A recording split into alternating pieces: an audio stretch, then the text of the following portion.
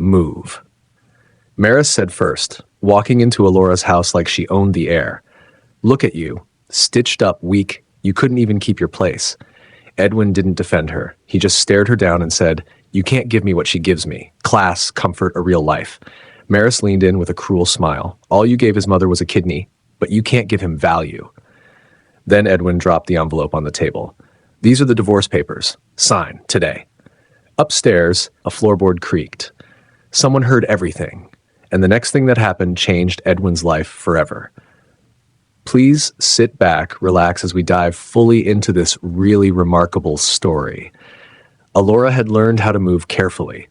Not just physically, though the tight pull along her abdomen reminded her every time she stood too quickly that her body was still healing from something major. She had learned to move carefully in silence, too, adjusting to the new rhythm of recovery. The slow mornings, the measured breathing, the quiet loneliness of being needed only after you had already given everything. 3 weeks ago, she had signed the consent forms, kissed Edwin's hand, and told him, "It's your mother. Of course I'll do it." She had not hesitated, not once. Now, in the late afternoon light spilling through the wide living room windows, she stood near the couch, one hand resting lightly against her side as she adjusted a folded blanket. The house felt unusually still. Mrs. Veda was upstairs resting. The nurses had reduced their visits. Things were supposed to be getting back to normal. Alora exhaled slowly and lowered herself into the chair. For a brief moment, she allowed herself to imagine something soft. Edwin walking in, relief on his face, gratitude in his voice. Maybe even an apology for how distant he had been during the hospital days. The sound of the front door unlocking broke the thought. She looked up immediately, a small smile forming out of habit more than expectation. "Edwin?" she called. The door opened wider. He stepped in. But he wasn't alone. The smile didn't fade immediately. It froze, suspended between recognition and disbelief, because the woman beside him didn't belong in this house. She was striking. That was the first thing Alora registered. Not beautiful in a gentle way, but bold, sharp angles, confident posture, and a kind of presence that didn't ask permission to exist in other people's spaces. Her dress was fitted, her heels precise against the polished floor, her hand resting comfortably on Edwin's arm. Not loosely, not uncertainly. Comfortably, as if she had practiced it, as if she had a right. Alora's hand instinctively pressed harder against her side as something twisted, not physical pain this time, but something deeper, colder. Edwin closed the door behind them, like this was routine, like nothing about this moment required explanation. In his other hand was a brown envelope. He didn't smile. He didn't soften. He walked straight to the coffee table and dropped the envelope on it with a quiet finality that echoed louder than any shout. "These are divorce papers," he said. No build-up, no hesitation, no acknowledgement of timing, place, or reality. Just that. Alora blinked once, then again.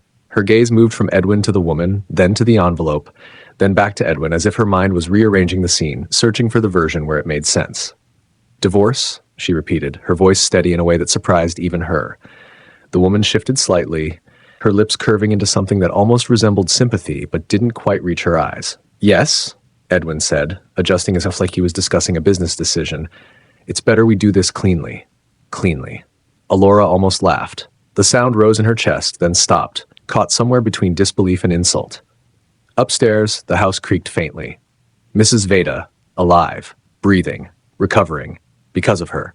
And downstairs, her son stood in front of his recovering wife with another woman and divorce papers. Alora slowly pushed herself upright, ignoring the pull at her stitches. The movement took effort, but she didn't rush it. If he had chosen this moment, she would meet it standing. "You brought her here?" she asked quietly. The woman's smile sharpened slightly. "I'm Maris," she said, as if that answered anything. Alora looked at her, really looked this time. Confident. Comfortable. Unbothered. Then she looked back at Edwin. "You brought her here now?" Edwin exhaled impatiently. "Alora, let's not make this more dramatic than it needs to be. More dramatic." She felt something settle inside her then, not explode, not break. Settle, like a glass placed firmly on a table. "I'm recovering from surgery," she said. "Your mother's surgery." He didn't respond immediately. Maris shifted her weight, her hand still resting on his arm like it belonged there. The silence stretched, and in that silence, something irreversible happened. Not in the room, not in Edwin, but in Alora.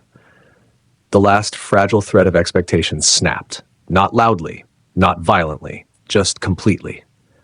Maris did not wait to be invited to sit. That, more than anything, told Alora everything she needed to know. She moved past the coffee table and perched lightly on the arm of Edwin's chair, crossing one leg over the other with effortless precision. It wasn't careless, it was deliberate. Every movement placed, every angle calculated to communicate something very specific. Ownership. Alora noticed it all in silence. The way Edwin didn't shift away. The way Maris leaned slightly into him, not enough to be obvious, but enough to be undeniable.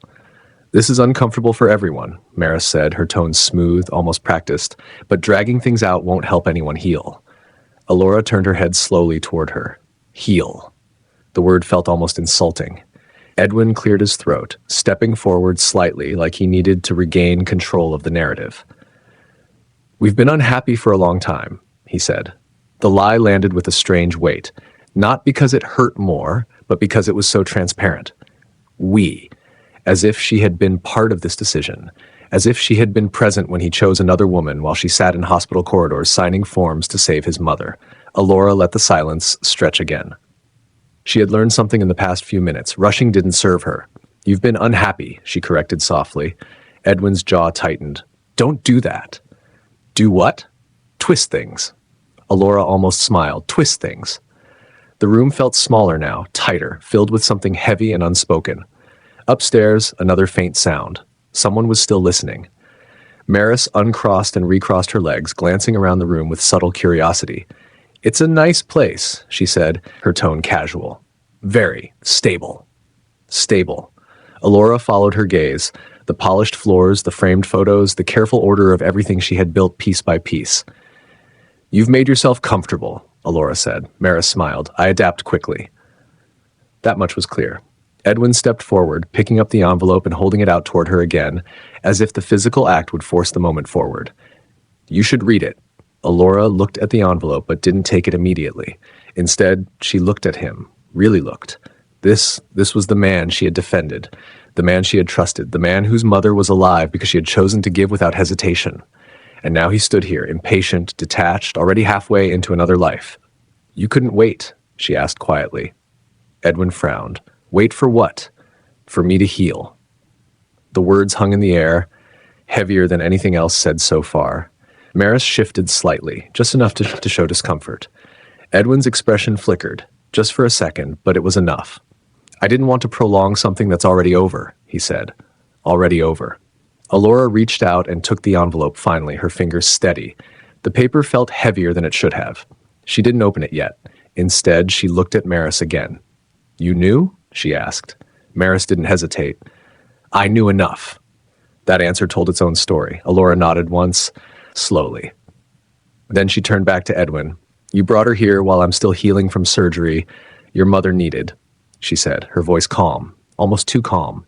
Edwin opened his mouth, but before he could respond, a voice came from the stairs. "What is this?" The voice was thinner than before, weaker, but unmistakably firm. All three of them turned at the same time. Mrs. Veda stood at the top of the stairs, one hand gripping the railing, her other arm wrapped lightly around her side as if reminding herself of her own recovery. Her face was pale, but her eyes were clear. Too clear. She had heard enough. Edwin's posture shifted immediately. "Mom, you shouldn't be up." "Answer me," she said, cutting him off. The authority in her voice didn't come from strength. It came from something deeper, something that had nothing to do with physical recovery. Her gaze moved slowly across the room, from Edwin to Maris, to the envelope in Alora's hand, then back to Alora's face. Understanding settled in, and with it, something else, something sharper. "She gave me her kidney," Veda said quietly. The sentence wasn't directed at anyone in particular. It sounded more like she was reminding herself of a fact she could not reconcile with what she was seeing. Maris shifted, her confidence faltering for the first time. Edwin exhaled sharply. "Mom, this isn't about that." Veda's eyes snapped to him. "Everything is about that," she said. The room fell silent. Edwin's usual composure cracked slightly. "You don't understand." "I understand enough," she replied. She took one slow step down the stairs, then another. Each movement careful, but deliberate. You bring another woman into this house, she continued, while your wife is still healing from giving me her organ, and you say this isn't about that. Edwin ran a hand through his hair, frustration building. You're making this emotional? It is emotional, Veda snapped. It is also moral. Maris stood up from the arm of the chair now, no longer comfortable sitting. I think we should give them space, she said quietly. No, Veda said immediately. Stay. The word landed like a command. Maris froze.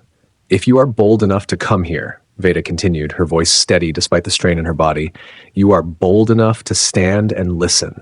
Alora watched the exchange without speaking. This wasn't her fight anymore, not entirely. Edwin looked between them, clearly unprepared for this shift. He had expected silence, maybe even support. Not this. Mom, you're overreacting, he said. Veda laughed softly, a sound that held no amusement. Overreacting? She reached the bottom of the stairs now, her hands still gripping the railing for support. I was dying, she said, and she saved me. She pointed to Alora without looking away from her son. She did not hesitate, not once. Edwin's jaw tightened. That doesn't mean she owns. It means she is family, Veda cut in sharply, more than you are acting like right now. The silence that followed was heavier than anything before. Alora finally spoke. Please sit, she said softly to Veda. Veda glanced at her, something softer flickering in her eyes. Then she nodded and moved slowly to the nearest chair. Edwin stood still, caught between irritation and something else he couldn't quite control. Maris remained standing, her earlier confidence gone, replaced with quiet calculation. And Alora. Alora stood in the center of it all, the envelope still in her hand. Watching. Learning. Understanding. Alora sat down slowly, careful of the pull along her side, and placed the envelope on her lap. For a moment, she simply looked at it, not with fear, not with desperation, with focus. Edwin shifted impatiently. You should read it, he said again. I will, she replied calmly. She opened the envelope with steady hands. The sound of paper sliding against paper seemed louder than it should have been. She began to read. The room was silent except for the faint rustle of pages. Rushed language. That was the first thing she noticed. Aggressive phrasing. Assumptions layered into statements as if they were facts. Her eyes moved carefully, line by line, absorbing everything without reacting outwardly. Immediate move-out expectations, suggested waiver of claims, financial figures that seemed conveniently incomplete. Then she saw it. Voluntary relinquishment of interest in marital residence, the house. Alora paused there, her gaze lingering on the sentence. Slowly, she lifted her head and looked at Edwin. You came prepared, she said. He nodded once, mistaking her tone. I'm trying to make this clean. Clean. Alora lowered her gaze back to the document, then closed it gently. So am I, she replied. Edwin frowned slightly, something uncertain flickering across his face. What does that mean? Alora placed the papers neatly on the table in front of her. It means, she said calmly, that I will read everything properly and respond properly. Maris crossed her arms lightly. There's nothing complicated about it. Alora looked at her. There is, she said simply. Then she turned back to Edwin. You expect me to leave this house, she continued, immediately, while I'm still recovering. Edwin shrugged slightly. It's practical. For who? For everyone. Alora held his gaze. You think I'll sign this, she said. It wasn't a question, it was an observation. Edwin hesitated for just a second, then nodded. It's the easiest way. Easiest. Alora leaned back slightly, ignoring the discomfort in her body. You've made a lot of assumptions, she said. Like what? She gestured lightly toward the papers. That this is simple, that I'm weak, that I don't read. The last sentence landed differently. Edwin's expression shifted again. Maris uncrossed her arms slightly. Alora's voice remained calm. You came here thinking I would sign because I'm tired, because I'm in pain, because I won't fight. She paused, then added quietly, You don't know me as well as you think. The room fell silent again, but this silence was different. It wasn't shock, it wasn't disbelief, it was recognition. Something had shifted, not loudly, not dramatically, but completely. The front door clicked shut behind Edwin and Maris, and for the first time since they had entered, the house exhaled. The silence that followed was not empty, it was full. Full of what had been revealed, full of what had been broken, and more importantly, full of what had just begun. Alora remained seated for a moment, her eyes resting on the closed door as if confirming they were truly gone. Her body ached, not sharply, but persistently, a deep reminder that she had given something irreversible. She pressed her palm lightly against her side and inhaled slowly. Pain had a rhythm, so did clarity. Mrs. Veda shifted in her chair. "I am so sorry," she said quietly. Alora turned to her, studying her face. The apology was not defensive. It wasn't wrapped in excuses or softened with distance. It was direct, heavy, real. "You didn't know," Alora replied. Veda shook her head slowly. "I knew he was careless. I did not know he was this." Alora nodded once. That distinction mattered more than it sounded. She pushed herself up carefully. "I need to go to the study," she said. Veda didn't stop her. The study smelled faintly of cedar and paper, steady, familiar things. Alora closed the door behind her and walked slowly toward the built-in cabinet. Each step was deliberate, not because she was unsure, but because she refused to rush now. Rushing belonged to Edwin. Sloppiness belonged to him. She knelt slightly, wincing as she reached for the cedar box tucked neatly on the lower shelf. Her fingers brushed the smooth lid before she lifted it. Inside, everything was exactly where she had left it. Order, clarity, truth that didn't change depending on who was speaking. She removed the first file, the home title. Thick paper, stamped, official. The kind of document Edwin had never once asked to read. He had signed where needed, nodded when told, and moved on. She flipped through it slowly, her eyes scanning each section. The structure wasn't complicated, but it wasn't simple either. The house had been secured partly through her father's contribution, placed under a layered arrangement that protected her occupancy rights in ways Edwin had clearly never bothered to understand. Ownership in his mind had been noise, presence, control, not paper, not structure, not law. Alora allowed herself a small, almost invisible breath. Then she reached for the next file. Insurance, medical records, payment histories. Each page told a story, not of emotion, but of responsibility, of who had paid what, who had covered what, who had carried what when things were inconvenient or unprofitable. Edwin's business ideas flickered through her memory, plans that started loudly and ended quietly, each one leaving small gaps she had filled without complaint. She had never kept score, but she had kept records, and records did not forget. She leaned back slightly, the pull at her side reminding her to adjust her position. Pain again, but softer now, background instead of center. Her hand moved to the final document in the box, the trust amendment. Her father's handwriting still lived in parts of it. Annotations, small notes, quiet predictions built into the language long before Edwin had ever entered her life. "Security isn't loud," he had told her once. "It's quiet. It's what stays when everything else changes." Alora closed the file gently. Everything else had changed. But this hadn't. She reached for her phone. Her fingers hovered for a second, not out of hesitation, but precision. There was no panic in her movement, no desperation, only decision. She dialed. "Hello?" "Hi," Alora said, her voice steady. "I need you." A pause, then a shift in tone on the other end. Alert, professional, immediate. "What happened?" Alora glanced once at the documents spread in front of her. "My husband served me divorce papers," she said, "and he made several mistakes." Silence for half a second, then, "Good. Tell me everything." Alora didn't smile, but something in her posture changed. The story Edwin thought he had ended had just begun to write itself properly. The office smelled like polished wood and quiet authority. It was the kind of place where nothing was rushed, where words were chosen carefully, and where mistakes, especially other people's mistakes, were examined with precision. Alora sat across from her attorney, a glass of water untouched in front of her. Her posture was straight, but not rigid. She had learned to conserve energy now, physically and mentally. Every movement, every word mattered. Her attorney, Mrs. Daramola, flipped through the documents with practiced ease. Her expression remained neutral, but there was a sharpness in her eyes that didn't miss anything. "He filed this while you were still in post-donation recovery," she said finally. "Yes, and after you were the donor for his mother." "Yes." Mrs. Daramola leaned back slightly, tapping the edge of the document with her pen. "Interesting." Alora watched her quietly. "Not interesting in a good way," the attorney clarified.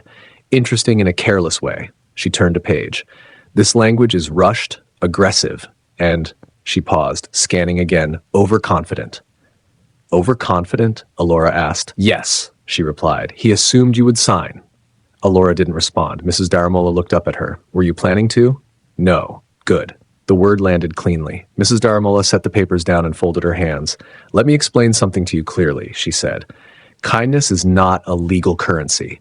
Donating a kidney does not give you ownership of anything." Alora nodded. "I understand." "But," the attorney continued, "behavior creates context, and context matters." She leaned forward slightly. "The timing of this filing, while you are physically vulnerable, while you are still recovering, while the emotional and physical weight of what you've done is still immediate, creates a very specific picture." Alora's gaze remained steady. "A picture of what?" "Pressure," Mrs. Daramola said, "and potentially coercive opportunism."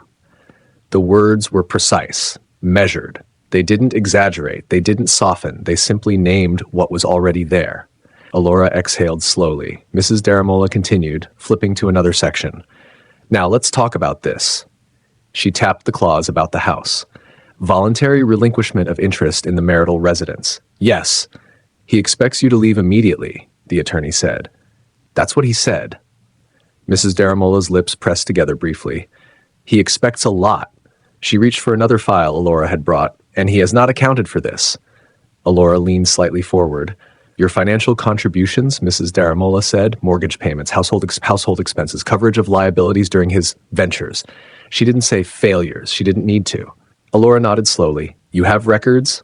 "Yes, good." Again, that word. Mrs. Daramola began organizing the papers into separate stacks. "We will respond, not emotionally, not reactively, structurally."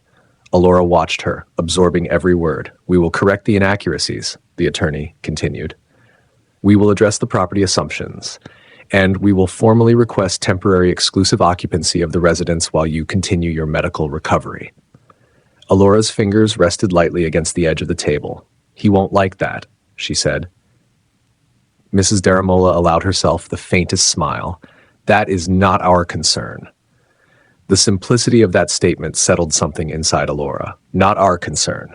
For the first time since the door had opened, the situation felt balanced. Not because the pain was gone, not because the betrayal had lessened, but because it was no longer one-sided.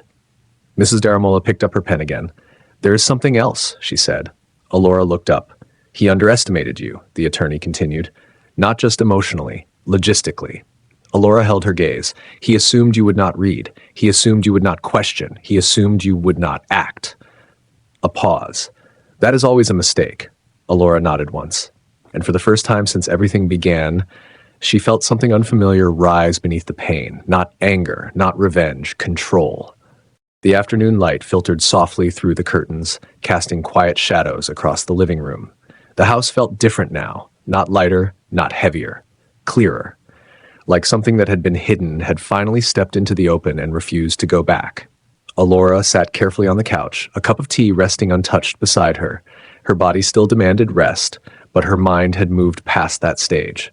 It was alert now, focused.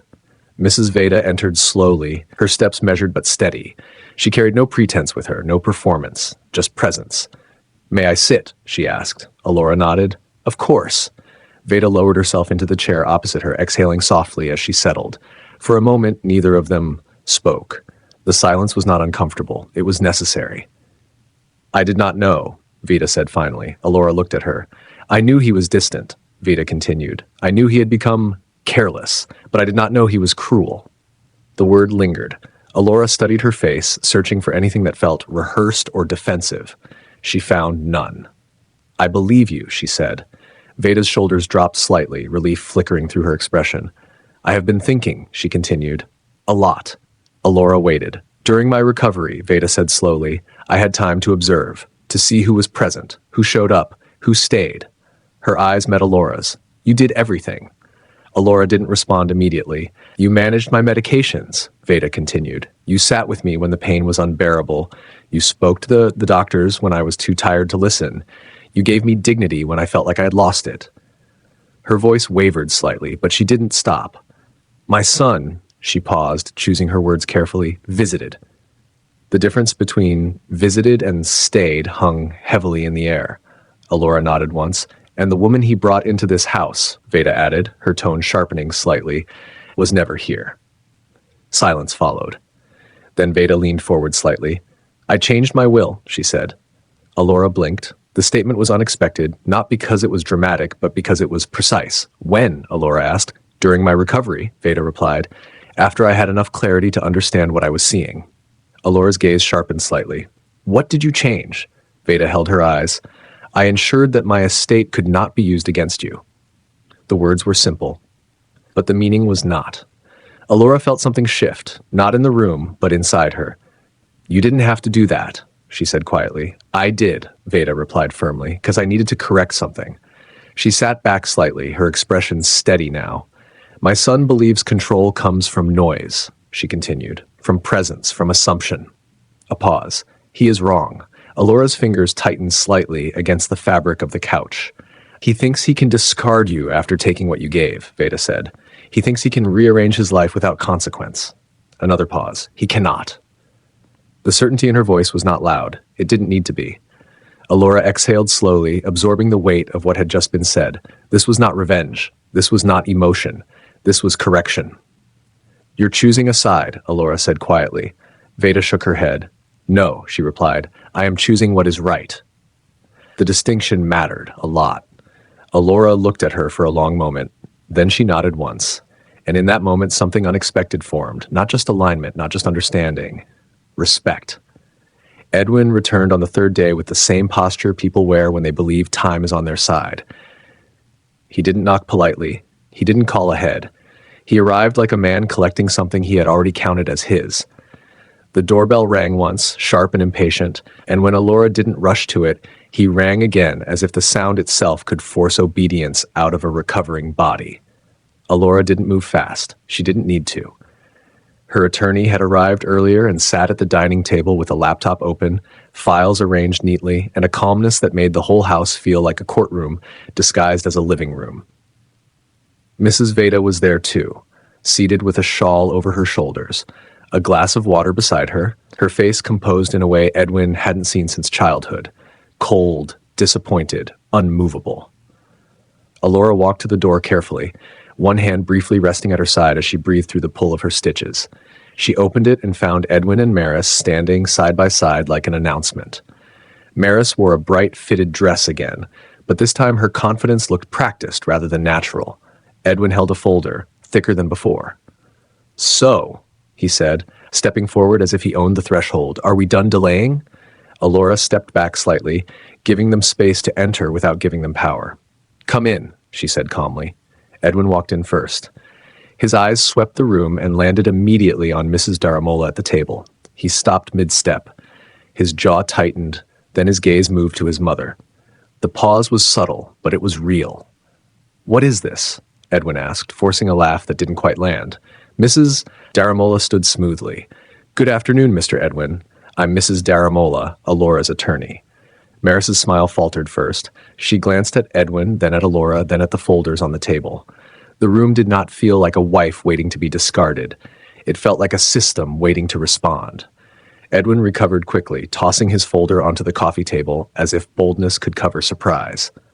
So you got lawyers involved. Alora didn't sit. She stayed standing, balanced, careful of her body, but firm in her posture. You brought divorce papers into this house while I'm recovering from surgery, she replied. You made it legal first. Edwin scoffed. Don't twist. Mrs. Veda cut in softly. Be quiet. The command wasn't shouted, but it landed like a door closing. Edwin turned toward her. Mom, you're letting her... I am letting nothing, Veda said, eyes steady. You walked in here with another woman and an envelope. That was your decision. Now you will listen. Maris shifted her weight, her heels tapping lightly on the floor. She tried to regain control with a softer tone. We're only here to resolve this maturely, she said. Dragging it out is... Mrs. Daramola held up a hand. You're not a party to the marriage, she said politely, so you won't be speaking in this meeting. Maris's face tightened. Edwin's eyes flashed. Don't talk to her like that. Mrs. Daramola nodded once. Then you should have left her outside. A silence followed. Edwin's mouth opened, then shut, as if he was recalculating the room. Alora stepped forward and placed Edwin's original packet on the table, now marked with tabs and notes. No signatures today, she said. We're correcting. Edwin stared at the paper like it had betrayed him. Correcting what? This is straightforward. Mrs. Daramola took the packet and slid it closer to Edwin. It's not straightforward when it's inaccurate, she said. Your filing includes improper pressure during medical recovery, erroneous property assumptions, omitted financial contributions, and waiver language that suggests coercion. Edwin laughed too loudly. Coercion? She's not a child. She can read. Exactly, Alora said quietly. Edwin's laughter faded. Mrs. Daramola continued calmly. We are requesting temporary exclusive occupancy of the marital residence while my client continues her post-donation medical recovery. We are also requesting a full accounting of marital assets and debts and a credit for documented contributions my client made toward mortgage payments and household expenses. Edwin's face flushed. This is ridiculous. She's doing this because she's hurt. Mrs. Veda leaned forward slightly, her voice low. She is doing this because you tried to rob her while she was healing. Edwin turned sharply toward her. Mom, no, Veda said. Not Mom. You don't get to use that voice with me now. You wanted me silent. You expected me to be grateful to you for being my son while she was the one keeping me alive. Edwin's nostrils flared. So you're choosing her over me. Veda's eyes didn't blink. I am choosing what is decent over what is selfish.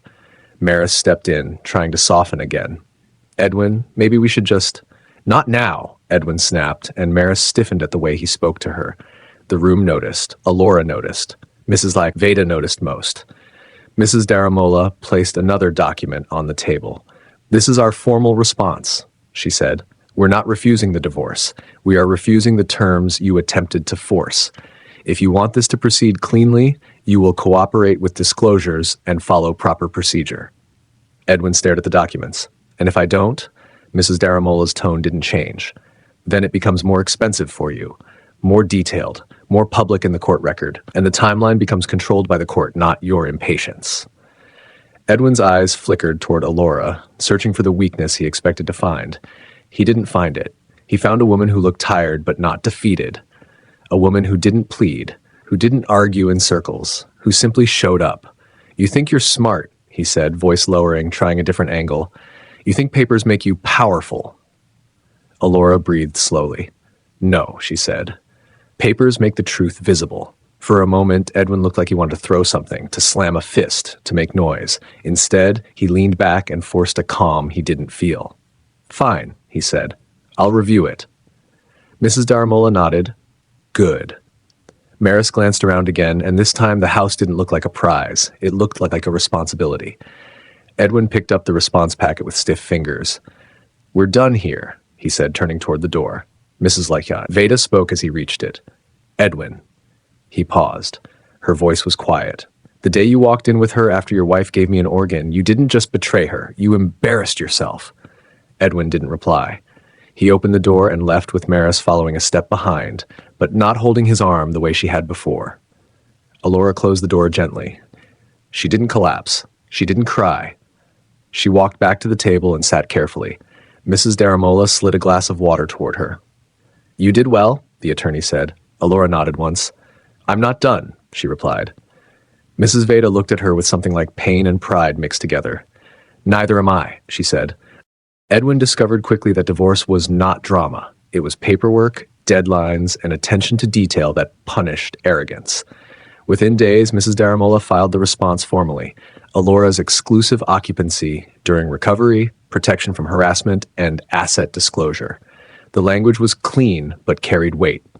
Edwin tried speed over accuracy, sending erratic messages. Let's settle like adults, he wrote.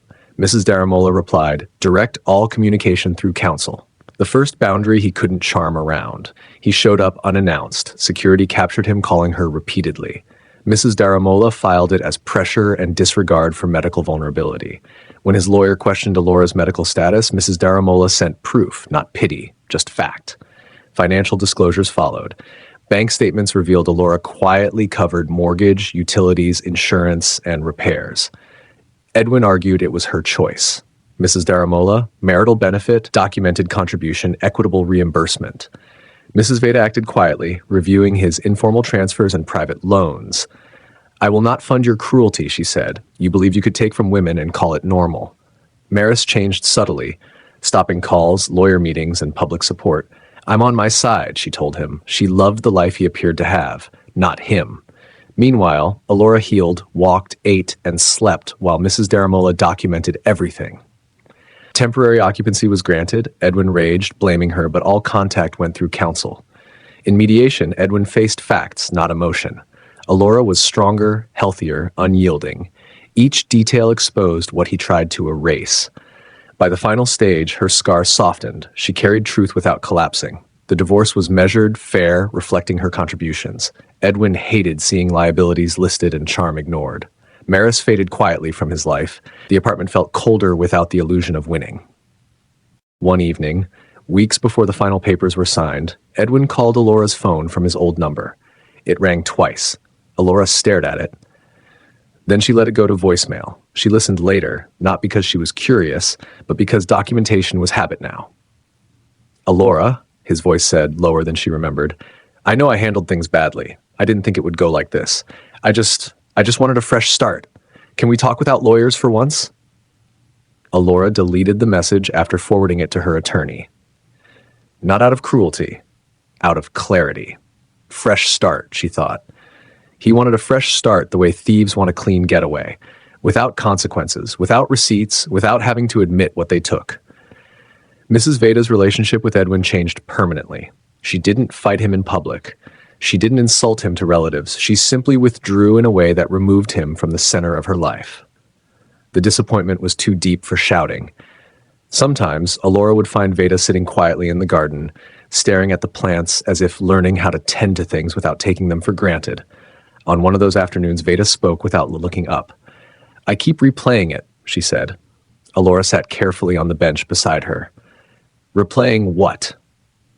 "The day you told me you would donate," Veda replied, voice thin with regret. "I should have protected you better after. I should have watched my son more closely. I should have." Alora's voice stayed gentle but firm. "You can't rewrite it." Veda nodded slowly. "But I can correct what happens next." Alora glanced at her. "That's what you've been doing." Veda's eyes filled slightly. "I don't deserve your calm." Alora breathed out. "I'm not calm because I'm soft," she said. "I'm calm because I'm done being confused." They sat in silence after that, the kind that didn't need forgiveness, performed loudly. When the final papers were signed, Alora didn't celebrate with noise. She didn't throw a party. She didn't post anything. She didn't need an audience. She needed a closing. She walked through the house that evening slowly, touching small things as if reclaiming them. The edge of the bookshelf she had arranged, the kitchen counter she had cleaned in pain, the hallway frame that held photos she hadn't removed yet. She stopped at the living room window and watched the last light fade from the sky. The betrayal had been shocking, yes, but the real shock, the part that stayed, was how easily Edwin believed her sacrifice made her weaker, as if giving meant losing power, as if healing meant helplessness. He never understood that donating a kidney didn't take her strength. It revealed it. In the months that followed, Alora's life simplified. Her mornings became quieter. Her decisions became cleaner. She built routines that belonged only to her body and her peace. Walking, resting, working, meeting with her attorney only when necessary, attending follow-up appointments without dread. Edwin's world, on the other hand, shrank. Without his mother's informal support, without Alora's quiet stability, his plans sounded louder and failed faster. He had to live inside the consequences he used to outsource to other people. One afternoon, long after everything was finalized, Alora received a small envelope in the mail, addressed in Mrs. Veda's handwriting. Inside was a simple letter. "Alora, thank you for saving my life. I will never repay the kidney, but I will spend the rest of my years refusing to let anyone treat you like you were disposable. You were the only adult in the room when my son chose cruelty. I see you. I honor you." Alora read it once, then placed it back in the envelope and set it neatly in her cedar box with the other powerful, boring things. Because she had learned something important. The loudest people often think they own the story. They don't. The story belongs to the person who survives with clarity and still protects herself without losing her dignity. That was how she made him pay. Thanks for watching. If this story moved you, give it a like and share it so others can learn from it too. Don't forget to subscribe for more powerful stories. See you in the next one.